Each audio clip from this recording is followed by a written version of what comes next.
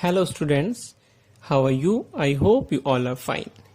Today we will discuss the chapter The Helpful Young Man. Once upon a time there lived a peasant who had 7 sons and plenty of land. एक बार की बात है, एक किसान जिसके 7 बेटे थे, 7 sons, उनके साथ वो रहता था। साथ ही साथ किसान के पास बहुत सारे जमीन थे, यानी प्लेंटी ऑफ लैंड। ठीक है। One morning when the peasant walk up, एक दिन जब वो पीजेंट, वो किसान फार्मर जब उठा, ही फाउंड हिमसेल्फ ब्लाइंड। उसने देखा कि उसकी आंखें अंधी हो गई है, वो कुछ देख नहीं पा रहा है। वो अपने आप को ब्लाइंड महसूस करने लगा और वो अंधा हो गया था। A number of doctors were consulted and much money was spent, but in vain. बहुत सारे डॉक्टरों को उन लोगों ने दिखाया, उनके बेटों ने, लेकिन बहुत सारे पैसे खर्च करने के बाद, बहुत सारे डॉक्टरों को दिखाने के बाद भी ये सारे व्यर्थ हो गए। But in when, but in when का मतलब होता है व्यर्थ चला जाना, सब बेकार हो जाना। ठीक है। तो कोई भी असर नहीं हुआ। कोई भी डॉक्टर, कोई भी एक स्पेशलिस्ट, कितने भी पैसे खर्च करने के बाद भी उनके पिताजी, उन लोगों के पिताजी जो थे, वो जो पीजेंट किसान था, वो ठीक नहीं हो पाया था। ठीक है बच्चों। वन डे अ स्ट्रेंज फकीर visited the blind peasant and said, फकीर मतलब जो आप देखते होंगे, जो भिक्षा वगैरह मांगते रहते हैं, ऐसे ही चलते रहते हैं, बाबा टाइप के, है ना, बड़े बड़े दाढ़ी वगैरह, झोला में कुछ लिए, तांत्रिक टाइप का कुछ पहने हुए, गले में माला वगैरह, तो उन्हें कहते हैं फकीर।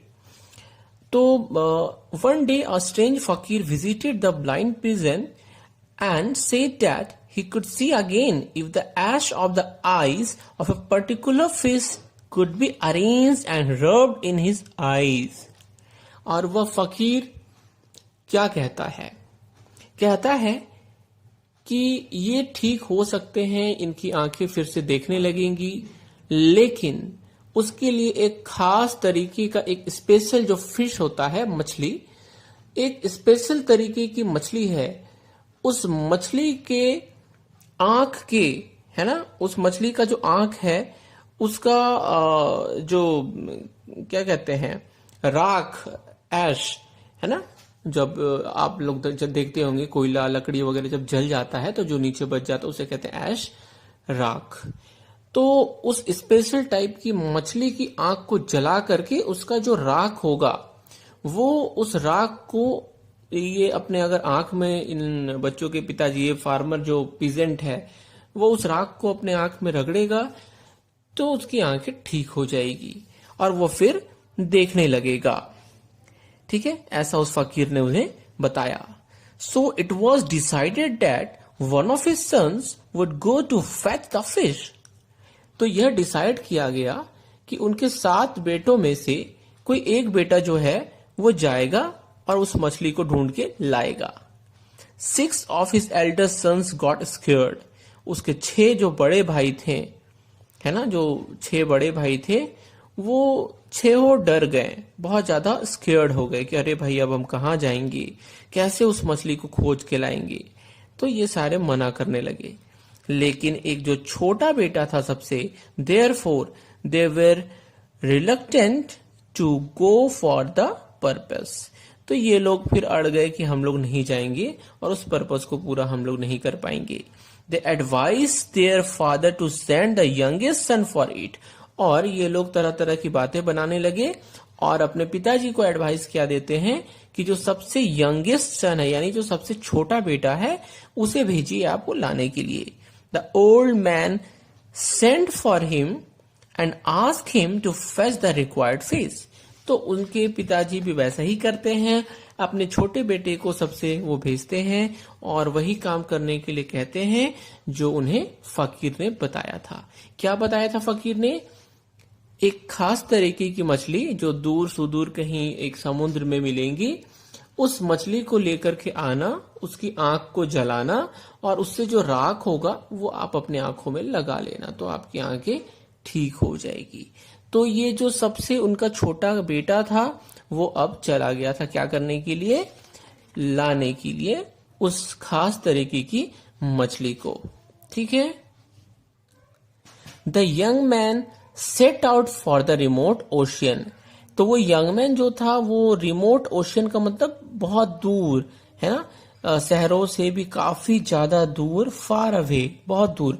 तो एक समुद्र में वो उस खोज में चला जाता है। On his way he met with numerous calamities. बहुत सारे, न्यूमरस मतलब बहुत सारे, तरह तरह के, और कैलामिटीज का मतलब होता है मिसफॉर्चून्स, या फिर हम कह सकते हैं कोई बहुत बड़ा संकट, डिजास्टर। ठीक है। तो बहुत सारे डिजास्टर्स, बहुत सारे संकट, न्यूमरस ऑफ कह सकते हैं हम लोग डिजास्टर्स से वो मिलता है रास्ते में, यानी उसके रास्ते में बहुत सारी बाधाएं आती है।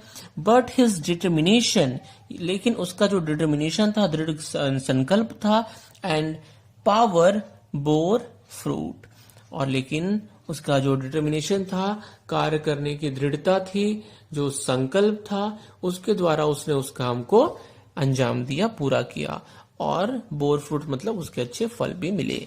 He reached the destination, उस अपने डेस्टिनेशन पे, अपने वो जिस लक्ष्य पे जाना चाहता था वहां पहुंच चुका था। When the young man took the fish out of water, लेकिन जब फिश को उसने पानी से बाहर निकाला, it cried, वो मछली चिल्लाने लगी, क्या कहने लगी, Oh wise man, please drop me back into the ocean, मुझे प्लीज छोड़ दो ओशियन में, मुझे जाने दो। Tell me what you want, मुझे ये बताओ तुम क्या चाहते हो, मुझे क्यों ले जा रहे हो। I promise you that I will be eight your mercy, मैं प्रॉमिस करती हूं कि मैं तुम्हारे लिए कुछ करूंगी।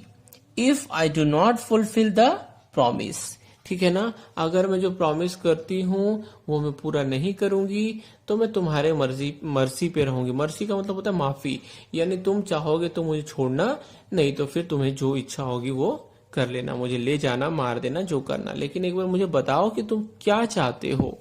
ठीक है। The young man threw the fish back into the ocean and said, तो वो यंग मैन जो था उस मछली को वापस पानी में छोड़ देता है और कहता है, आई वॉन्ट योर आईज, मैं तुम्हारी आंखें चाहता हूं। He narrated the whole story to the fish and the purpose for which he needed its eye. तो उस मछली को वो पूरी कहानी सुनाता है कि मैं किस पर्पस के लिए मछली की, यानी तुम्हारी आंख को मैं ले जाना चाहता हूं। ठीक है ना, वो सारी कहानी, फकीर वाली कहानी बता देता है कि उसने बताया है कि मेरे पिताजी की आंखों की रोशनी तब आएगी जब मैं तुम्हारे आंखों को जला के उसका राख को अपने पिताजी की आंखों में लगा दूंगा। ठीक है ना, तो इस तरीके से वो सारी स्टोरी बता देता है। ठीक है। I am at your mercy my lord, if you are determined to take out my eyes I am ready, अगर आप मेरी आंखें निकालना चाहते हो तो मैं रेडी हूं, आप निकाल लो मेरी आंखें। बट लेकिन if I restore your father's eyesight without losing my eyes will you spare my life. It ask, मछली पूछती है कि लेकिन अगर मैं तुम्हारे पिताजी की आंखों की रोशनी बिना मेरे आंखों को निकाले हुए ही अगर ला दूं, लौटा दूं, तो क्या तुम मेरे आंखों को छोड़ दोगे। How is it possible, the young man ask, young man कहता है ये कैसे पॉसिबल है, ऐसा कैसे हो सकता है। ठीक है बच्चों। Touch some sand in your hand and touch my closed eyelids, मेरी जो आईलिड्स है, आंखों की पुतली है, तुम पहले अपने मुट्ठी में कुछ बालू को उठा लो और उन बालू को, उस सैंड को मेरे आंखों की पुतलियों में, आईलिड्स में टच करो बस। ठीक है। टेक द सेम सैंड, और उसी सैंड को तुम लेकर के चले जाओ घर with you and touch the close eyelid of your father with it, और उसी सैंड को जैसे तुमने मेरे आंख में टच किया वैसे अपने फादर की आंख में भी जा करके टच कर देना। ठीक है। He will get his I site, और उनका आई साइट बैक उन्हें वापस मिल जाएगा, यानी वो देख सकेंगी। I pray for your father's health, मैं तुम्हारे फादर की हेल्थ की, स्वास्थ्य की कामना करती हूँ, तुम्हारे पिताजी जल्दी ठीक हो जाएं। Remember me in your hard times, मुझे अपने हार्ड टाइम में जब भी तुम्हें जरूरत पड़ेगी मुझे याद कर लेना। I may prove helpful to you, मैं तुम्हारे लिए जरूर मदद करूंगी। इट सेड एश्योरिंगली, और एश्योर करते हुए, वो उनको विश्वास दिलाते हुए मछली कहती है। ठीक है, well I will leave you, ठीक है मैं तुम्हें छोड़ देता हूं। But in case my father does not get his sight back, लेकिन अगर मेरे पिता की आंखों की रोशनी नहीं आई, your life will not be spared, तुम्हारे लाइफ को बख्शा नहीं जाएगा, यानी मैं नहीं बख्शूंगा तुम्हारे लाइफ को, मैं तुम्हें मार दूंगा। It is not just an idle threat, I suggest that one must honour one's word, saying so he took the sand with him. तो वो कहता है कि ये सिर्फ बस एक धमकी नहीं है, मैं सिर्फ तुम्हें डरा नहीं रहा हूं, मैं सजेस्ट करता हूं कि किसी को भी, है ना, one must honour one's word, अपने शब्दों पे रहना चाहिए।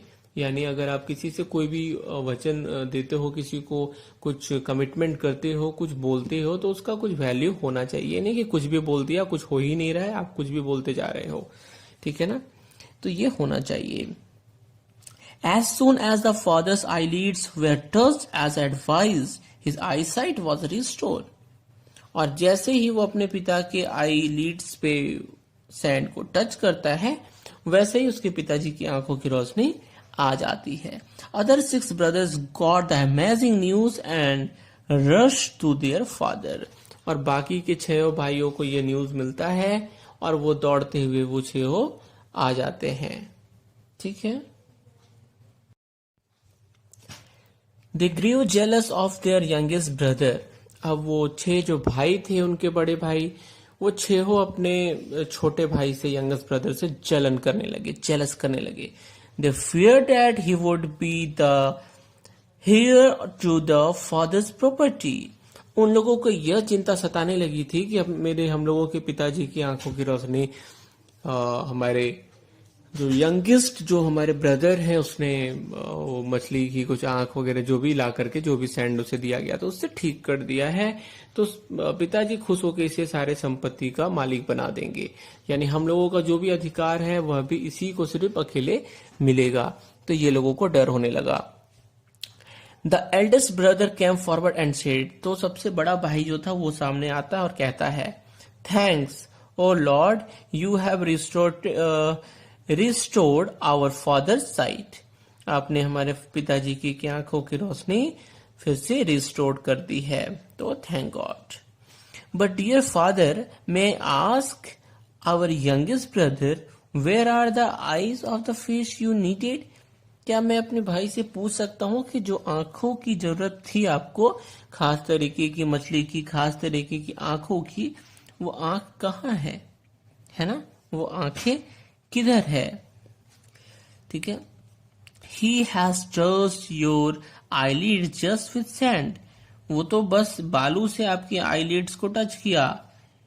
It is a mere chance that your eyesight has been restored, तो ये एक बहुत ही कम चांस था कि आपकी आंखों की रोशनी रिस्टोर्ड हो जाए। It was possible that the touch of the sand would have caused your injury, यह भी हो सकता था और यह होने का ज्यादा चांस था कि सैंड से, बालू से आपकी आंखें खराब हो जाती, रगड़ा जाता, रगड़ लग जाती आंखों में और आपकी आंखें खराब हो जाती, इसका ज्यादा चांस था। ठीक है, other brothers stood by him, other जो भी दूसरे भी भाई थे वो भी उसके साथ खड़े हो गए। They compelled their father that he should be asked to bring the eyes of the fish, और वो सारे मिलकर के बोलने लगे कि इन्हें बोलिए, ये जो यंगेस्ट ब्रदर है ये वही आंख लेकर के आए जो इसे मांगा गया था, उस मछली की आंख लेकर के आ जाए। देयर प्लान वेंट वेल, उनका प्लान जो था उन 6 भाइयों का वो बहुत अच्छे से चला। The good son was disgraced to leave the house for his dishonesty, और उसके बेटे को वो घर से निकाल दिया गया था। निकाल क्या दिया, वो मतलब खुद से घर छोड़ के चला गया। He left the house and roamed aimlessly as he had nowhere to go, और वो इधर उधर भटक रहा था लॉन्जली घूम रहा था यहाँ वहां, क्योंकि उसके पास कहीं जाने के लिए घर नहीं था, कहीं भी रहने के लिए, सोने के लिए जगह नहीं थी, तो वो बेघर हो गया था। ठीक है। One day as he was passing through a forest, एक दिन जब वो जंगल से जा रहा था, he notice that a black buck came running to him, उसने नोटिस किया, देखा कि एक ब्लैक बक, बक क्या होता है, डियर का मेल वर्जन, यानी जो मेल डियर होता है उसे कहते हैं बक। तो उसने देखा कि एक मेल डियर बक जो है वो उसके तरफ आ रहा है। The small animal stood by him, small animal था बक, वो उसके सामने खड़ा हो जाता है और spoke in a trembling voice, थरथराते हुए कहता है, dear sir the hunters are after me, शिकारी मेरे पीछे हैं, मुझे बचा लीजिए। Please save me, I will help you whenever you call me, जब कभी भी आप मुझे कॉल करोगे, बुलाओगे, मैं आपकी मदद करूंगा। ठीक है। The young man trusted the buck, young man जो था उसने बक पे ट्रस्ट किया, विश्वास किया और कहा, गो इन टू दिस डिच, उस गड्ढे में चले जाओ, डिच मतलब कोई गड्ढा, and I will cover you with grass and leaves, और मैं तुम्हें ग्रास, घास और पत्तों से ढक दूंगा। वैन दे गो अवे, जब वो चले जाएंगे, I will call you back, the buck acted upon his advice, वो चले जाएंगे तो मैं तुम्हें बुला लूंगा। और बक ने भी वैसे ही कहा, वैसे ही किया जैसा कि यंग मैन ने बताया था। ठीक है। When the hunters came, जब हंटर्स आते हैं, they ask him, have you seen any bug this way, क्या तुमने किसी भी बग को देखा है? What is a bug, he said, वो कहता बग क्या होता है भाई, मुझे तो पता ही नहीं है कि बग क्या होता है। This fool does not know what a bug is, इस बेवकूफ को पता भी नहीं है कि बग क्या होता है। Hurry up, lest we should miss the opportunity, they said, जल्दी आओ नहीं तो हम लोग ये अवसर छोड़ देंगे, खो देंगे। Come out now, they have gone away, बाहर आ जाओ बक, अब वो लोग सारे चले गए हैं। The buck thanked him and promised to help him when he was in distress, buck जो है वो थैंक यू कहता है और साथ ही साथ एक वादा भी करता है कि जब कभी भी आपको प्रॉब्लम होगी, जब भी आप किसी संकट में रहेंगे, the boy continued his journey, तो फिर मैं आपकी मदद करूंगा। और उसके बाद the boy continued the journey, फिर वो लड़का यंग मैन आगे बढ़ जाता है। After some time he heard a cry, थोड़ा देर के बाद उसे चिल्लाने की आवाज सुनाई देती है। He stopped and looked in the direction from where the cry had come, वो रुक जाता है और यहाँ वहां इस अलग, इधर वहां इधर, कभी वेस्ट कभी ईस्ट कभी साउथ, हर दिशा में वो देखने लगता है और जिस दिशा से आवाज आ रही थी उस दिशा में वो जाने लगता है। He discovered that a jackal was being chased by hunters, वो देखता है कि एक जैकल यानी जो सियार जिसे आप कहते हैं, उसे हंटर्स, शिकारी लोग दौड़ा रहे हैं। The jackal approached him for help, jackal जो है वो कहता है उसे हेल्प के लिए, ये यंग मैन को कि मेरी मदद करो। The jackal approached him for help. The young man helped it too. Young man उसकी भी मदद करता है। The jackal too promised to help him in the hour of need. वो सियार जो रहता है जैकल, वो भी प्रॉमिस करता है कि मैं भी तुम्हारी मदद कभी भी करूंगा जब तुम्हें जरूरत होगी। The young man kept on wandering for many days, बहुत दिन तक वो घूमता रहा, इधर उधर पैदल चल रहा है, जा रहा है इधर उधर, क्योंकि बहुत दूर गया था ओशियन के लिए, फिश लाने के लिए, तो वो जंगल में भटक गया है, वो घूम रहा है। ठीक है। He was tired and hungry, वो बहुत ही भूखा भी था और बहुत ही थका हुआ भी था। And wanted to take some rest, और वो कुछ रेस्ट लेना चाहता था ताकि वो आगे की जर्नी अच्छे से कर सके, बैक हो सके वापस। ठीक है। ही स्पॉटेड अ स्ट्रेंज पैलेस, तो अचानक में उसे एक बहुत ही बड़ा सा, सुंदर सा, आश्चर्यचकित कर देने वाला पैलेस यानी एक महल दिखता है। He decided to go inside the palace, वो डिसाइड करता है कि वो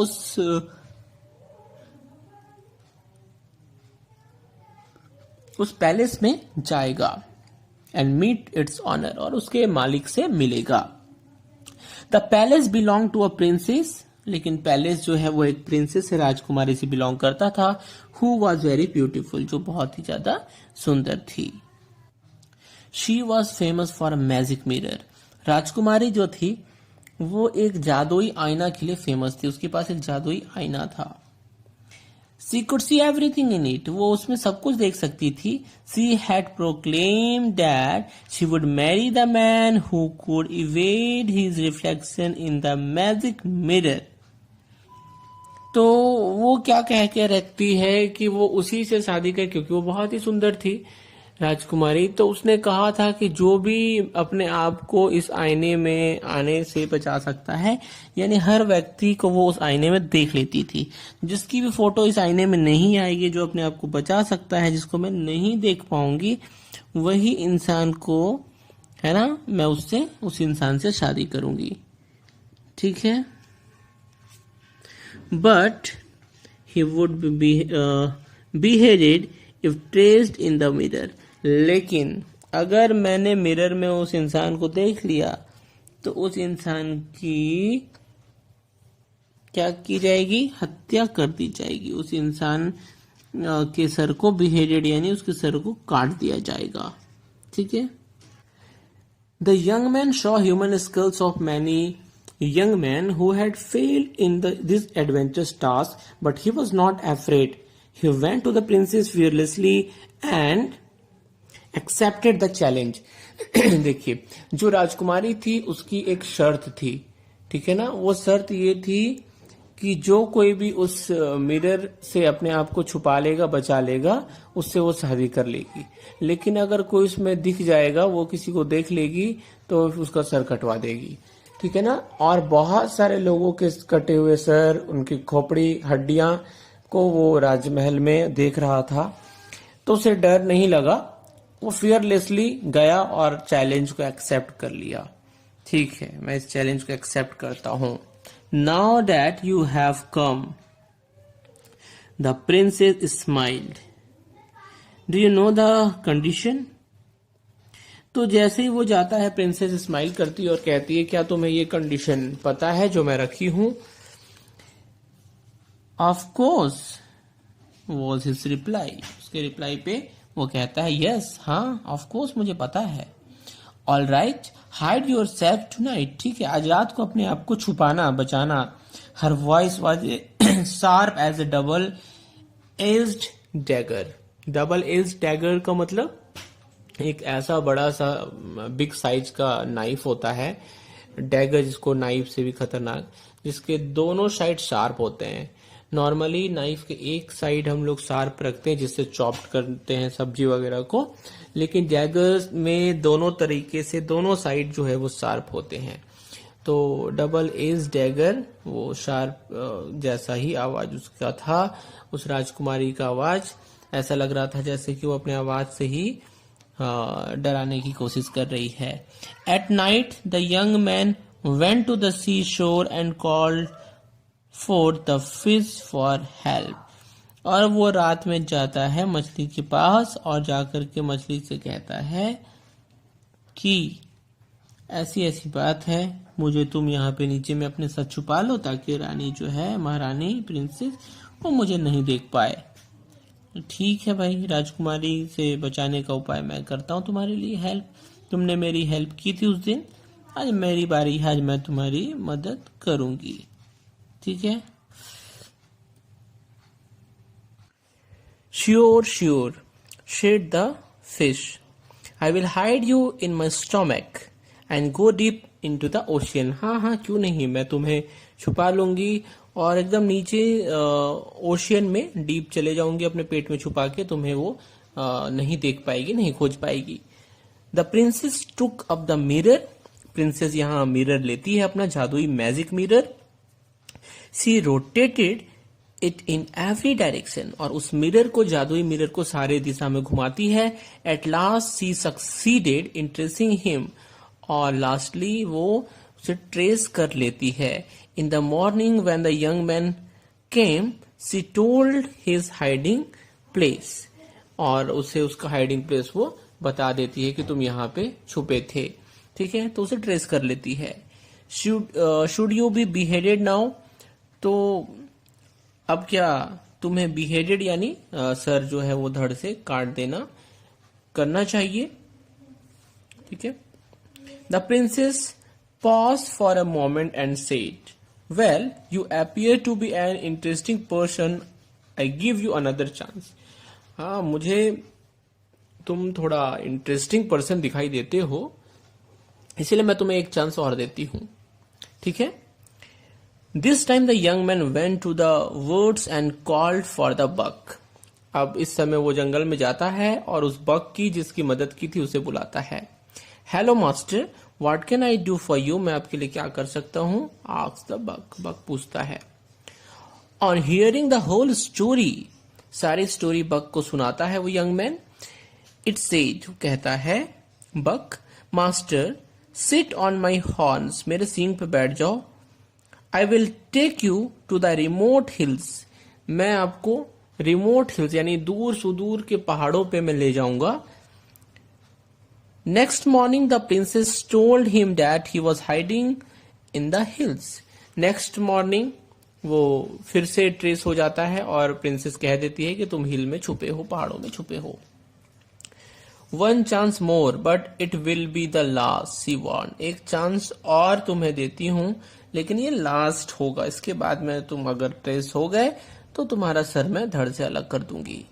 ही return to the forest and called for the jackal.